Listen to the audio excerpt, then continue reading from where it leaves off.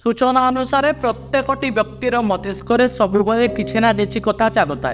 जदि जन व्यक्ति दरकार अधिक कौन कथा को भावी थाए बा चिंता करिथाए तेबे से व्यक्ति ओवरथिंकिंग करिछि बोली कुआ जायताए।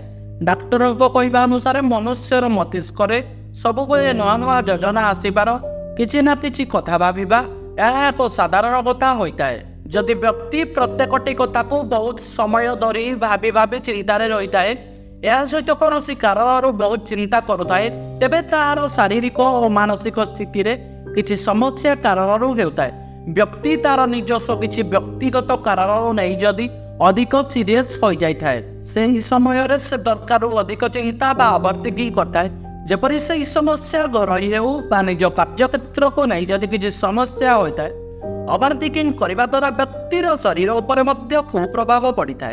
जपरी व्यक्तिर हाइपरटेंशन बढ़ी जाता है रिप्रोडक्टिव सिस्टम उपर कुप्रभाव पकाइबा सहित आहरी अनेक किसी स्वास्थ्य जनित समस्या को आनीपे। जदि व्यक्ति अधिक चिंता करिथाए तेबे ता शारीरिक सहित मानसिक स्थिति खराब प्रभाव पकाई था। व्यक्तिर डिप्रेशन बढ़िया सहित मानसिक स्थिति बिगड़बार संभावना रही है। यह शारीरिक मानसिक और सामाजिक स्थिति खराब परिमाण पकाई था जहाद्वारा आप ओवरथिंकिंग करने द्वारा अधिक चिड़चिड़ी स्वभाव होइजिबे। तेबे अन्य लोक सहित आपनर संपर्क उपर खराब प्रभाव पड़ो। तेबे व्यक्ति ओवरथिंकिंग जदि करुथुबो तेबे से व्यक्ति चाहिए ही यही समस्यार समाधान करिपारिबो। से निज मन और मस्तिष्क उपर नियंत्रण रक्षा करिबो। कौनसी परिस्थिति रे अत्यधिक भयभीत न होई से परिस्थिति को उत्तम बुझावार सह ठीक करने को चेष्टा करने को पड़ो। कौनसी कथा को नहीं बहुत समय भाभी भाभी निजर मूल्यवान समय नष्ट करने उचित नुहे।